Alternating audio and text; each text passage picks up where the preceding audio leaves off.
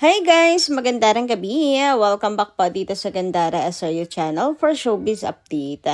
Andito na naman nga po akong muli nagbabalik.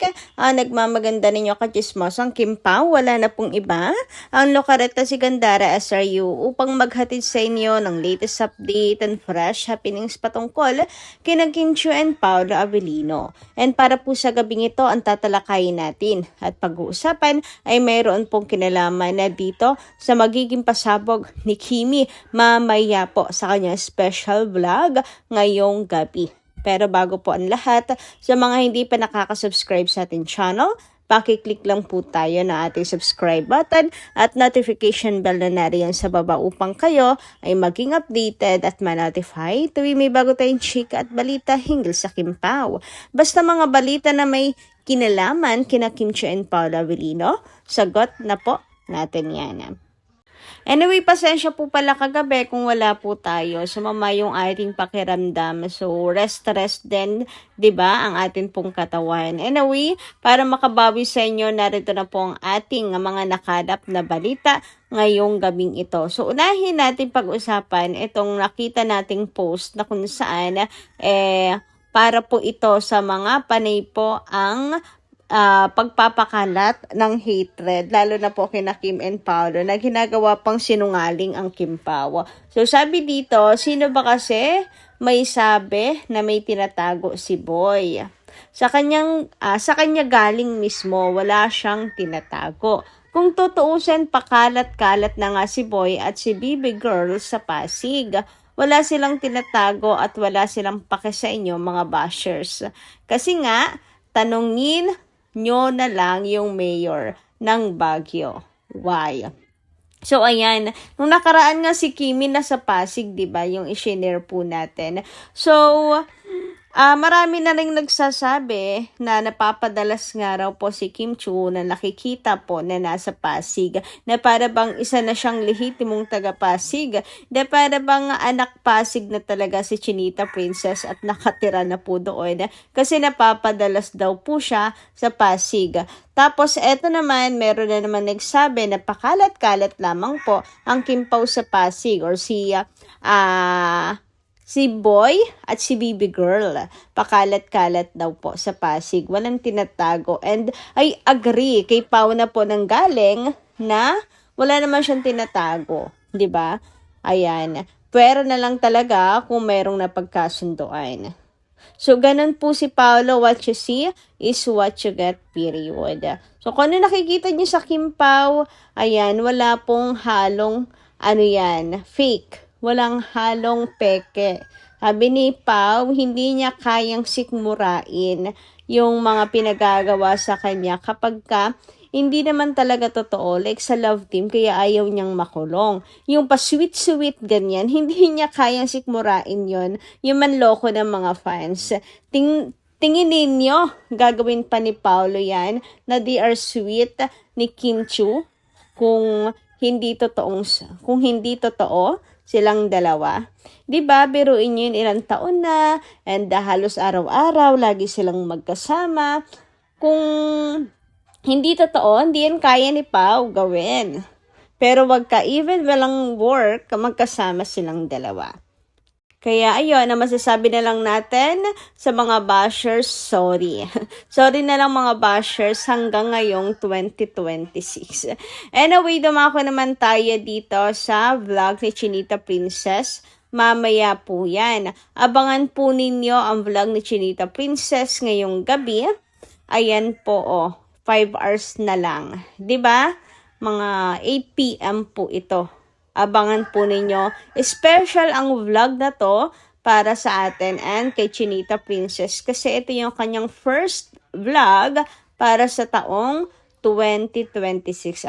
Hoping na mapadalas po ang pagba-vlog ni Chinita Princess.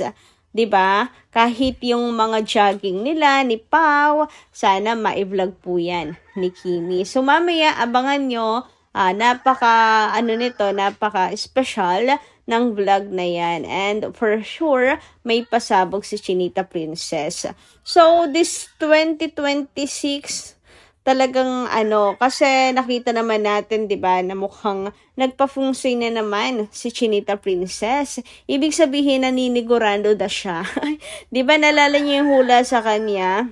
Na mag-ingat siya sa mga taong nasa paligid niya lang dahil i-scamin siya, which is nagkatotoo. Ang hindi natin lang talaga akalain ay sobrang lapit, as in katabi pa niya yung magloloko at mangi-scam sa kanya.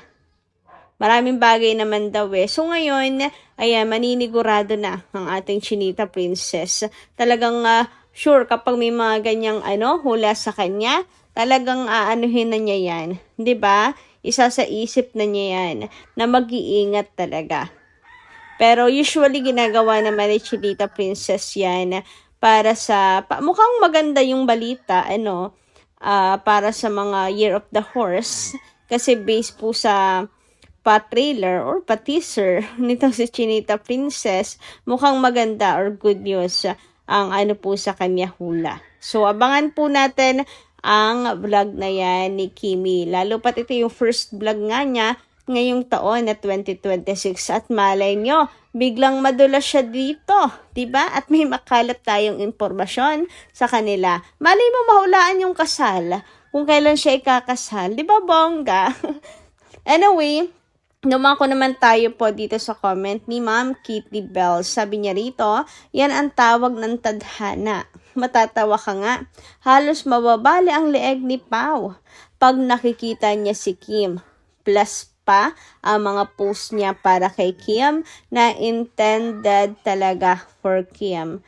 Kasi na-mention ni Pao ang name niya. Iba talaga po ang nagagawa. Grabe ni Chinita Princess. Halos mabali ang leeg talaga ni Paolo Avellino. Lalo na hindi pong may may barrier lang sa kanilang dalawa. I mean, kahit 2 person lang or 1 person na nasa gitna, talaga yung leeg ni Pao, nakatingin kay Chinita Princess eh. 'Di ba? Gusto siguro niya lagi silang magkatabi, kaya kahit may isang tao lang sa gitna nilang dalawa, talagang halos mabali ang kanyang leeg. Kahit nagpi-picture taking, wala siyang pake, basta nakikita niya lang ang kanyang chinita. Anyway, dumako naman po tayo sa next comment natin mula po kay Edita Nadonsa. Ma'am Edit, magandang gabi. Sabi niya rito, hay nako, Gandara. Sana manahimik na lang sila. Ang ingay-ingay ng mga mukhang inggitera sa mga toxic gurons na makajanin. Hindi nila matanggap ang nangyari kay Janine. Hindi idol ni Pao ang bruhang nilang idol. Hahahangek. Sorry na lang. Huwag ipilit kasi pag ang lalaki ang walang gusto, walang mangyayari.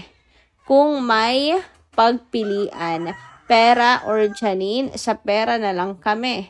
Marami pang mabibili. Pero kung kay Janine, parang walang silbi. Laki pala bunganga, ayaw tanggapin ang katotohanan. Hindi ka makamove on. Palagi nakahabol kay Pao.